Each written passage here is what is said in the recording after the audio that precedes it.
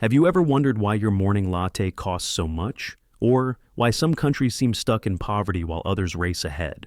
What if I told you that hidden economic forces are shaping nearly every aspect of your daily life, from the price of your coffee to the fate of nations?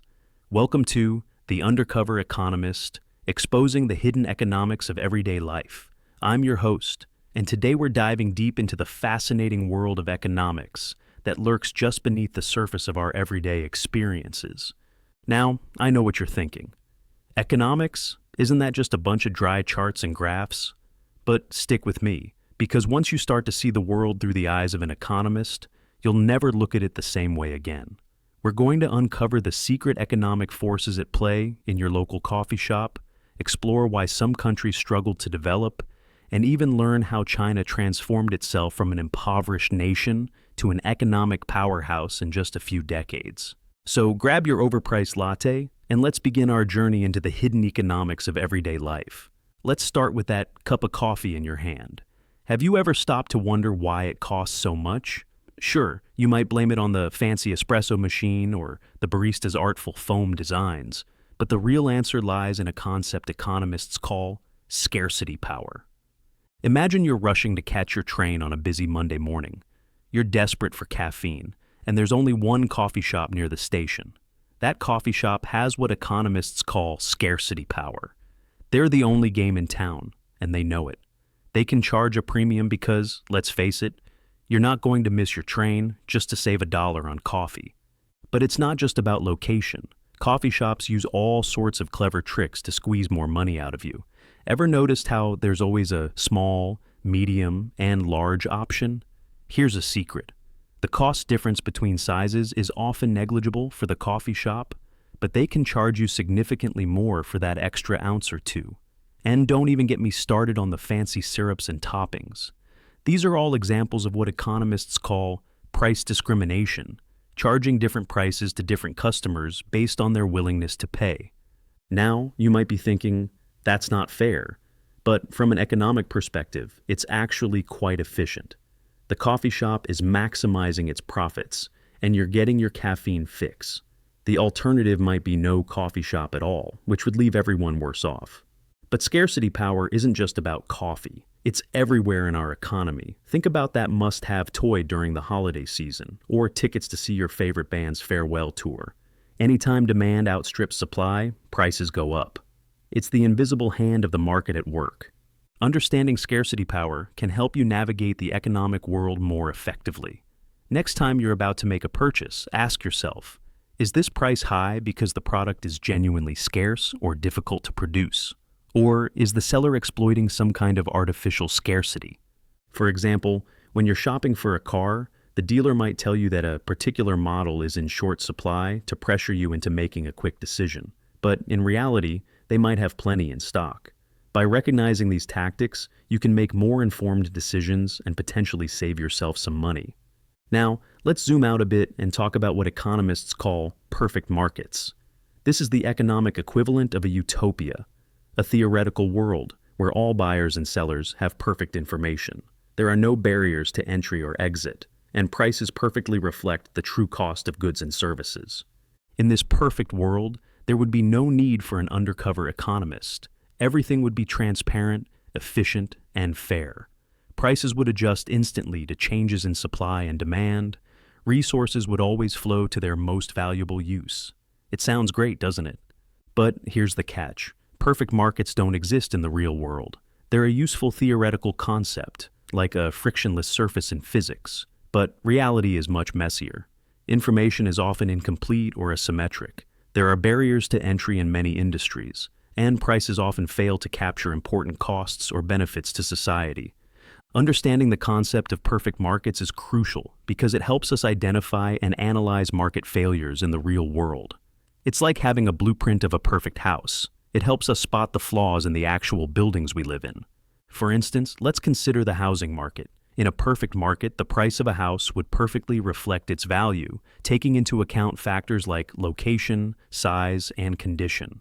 But in reality, the housing market is far from perfect. There's often a lack of transparency about the true condition of a house.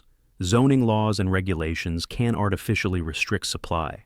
and the actions of large institutional investors can distort prices. By understanding how a perfect housing market would function, we can better identify these imperfections and potentially design policies to address them. Maybe we need better disclosure laws for home sellers, or policies to encourage more housing development in high-demand areas. The concept of perfect markets also helps us understand why governments sometimes intervene in the economy. When markets fail to produce efficient outcomes on their own, there may be a case for government action. But, and this is a big but, government intervention isn't always the answer.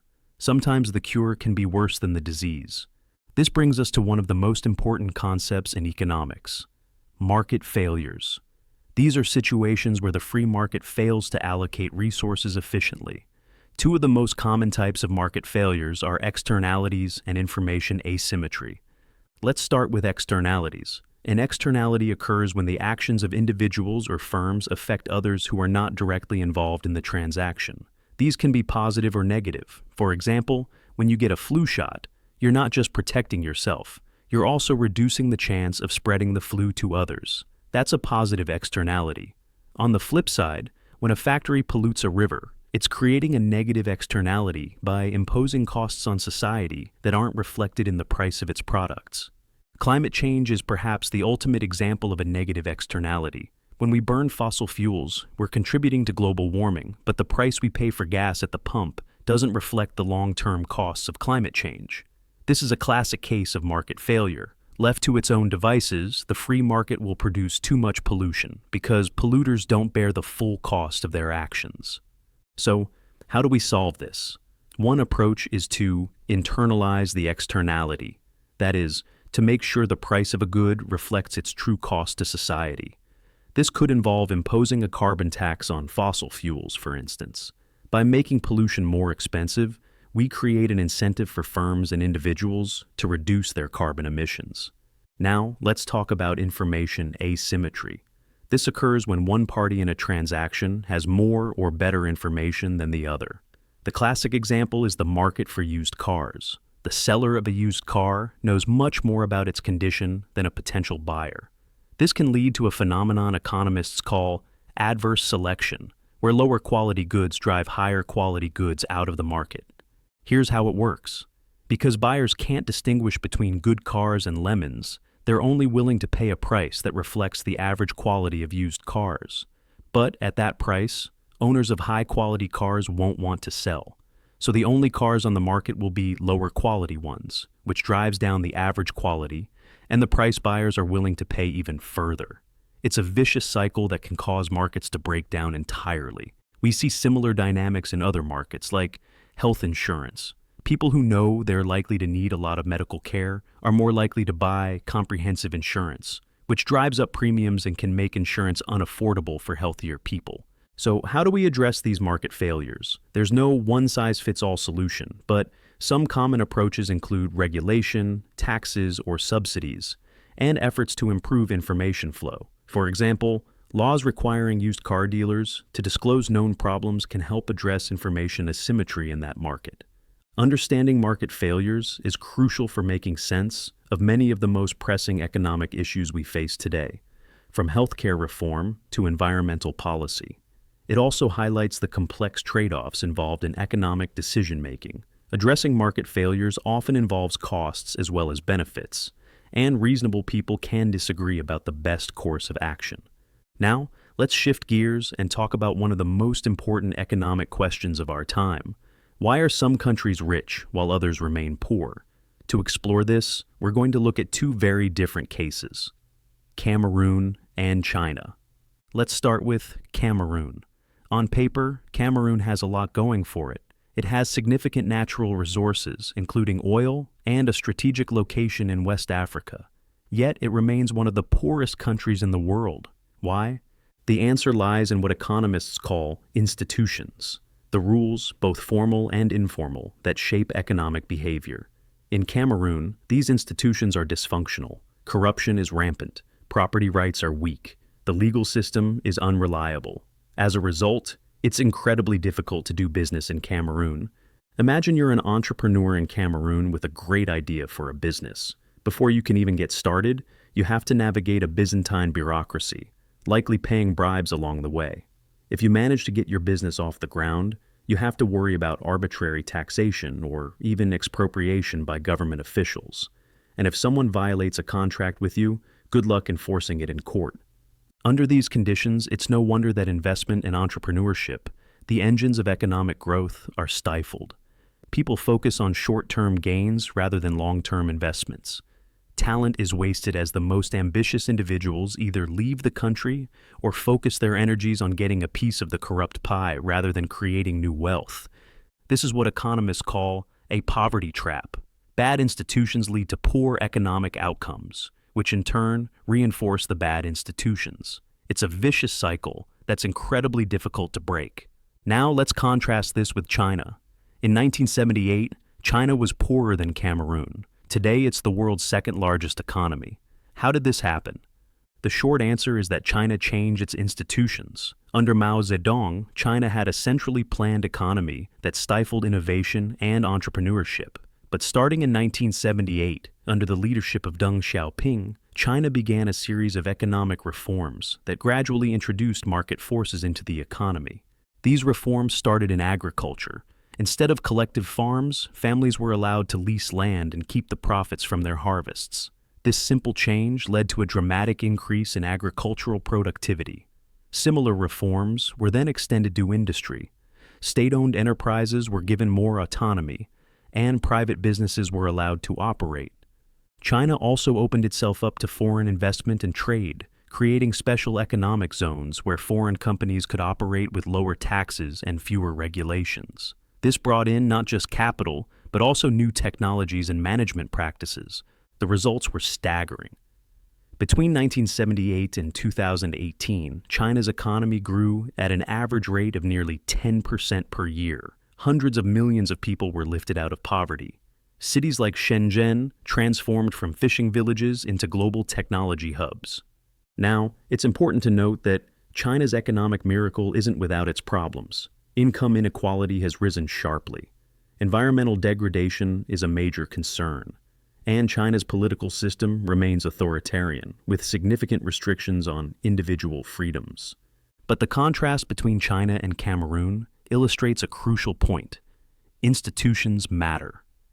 Countries that create institutions that encourage investment, entrepreneurship, and innovation tend to prosper. Those that don't struggle. This has profound implications for development policy. For years, many experts focused on increasing aid to poor countries. But if the underlying institutions are broken, simply providing more resources often doesn't help and can even make things worse by fueling corruption. Instead, the focus has shifted to improving governance and institutions. This might involve efforts to strengthen property rights, improve the legal system, or combat corruption. It's a much more challenging task than simply writing a check, but it's essential for sustainable economic development. As we wrap up our journey through the hidden economics of everyday life, let's recap some of the key insights we've uncovered. First, we learned about scarcity power and how it affects prices, from your morning coffee to global commodities. Understanding this concept can help you make better decisions as both a consumer and an investor. Second, we explored the idea of perfect markets and why they don't exist in the real world. This framework helps us identify and analyze market failures, which is crucial for understanding many of the economic challenges we face today. Third, we delved into specific types of market failures, particularly externalities and information asymmetry. These concepts are key to understanding issues ranging from environmental policy to healthcare reform. Finally, we looked at the crucial role of institutions in economic development, contrasting the experiences of Cameroon and China. This underscores the importance of good governance and effective institutions for prosperity. The key takeaway is this: economics isn't just about money or markets. It's a way of thinking about the world, a lens through which we can analyze human behavior and social institutions. By thinking like an economist, by being an undercover economist in your daily life, you can gain powerful insights that will help you make better decisions and understand the world around you more deeply. So the next time you buy a cup of coffee, negotiate a salary, or read about a new government policy, put on your economist's hat. Ask yourself, what are the incentives at play here? Who has scarcity power? Are there externalities or information asymmetries? You might be surprised at the insights you uncover. Thank you for joining me on this exploration of the hidden economics of everyday life. I hope you'll continue to think like an undercover economist and see the world in new and exciting ways. Until next time, keep questioning, keep exploring, and keep uncovering the economic forces that shape our world. Remember, the Amazon link to buy a copy of the full book or audiobook is included in the episode description. If you've enjoyed this journey into the world of economics, I highly recommend diving deeper with the full book. It's packed with even more fascinating insights and real-world examples that will change the way you see the world. Thank you for listening to The Undercover Economist, exposing the hidden economics of everyday life. If you enjoyed this episode, please don't forget to subscribe, rate, and review. Your support helps us reach more listeners and continue bringing you thought-provoking content. Until next time, this is your host, signing off.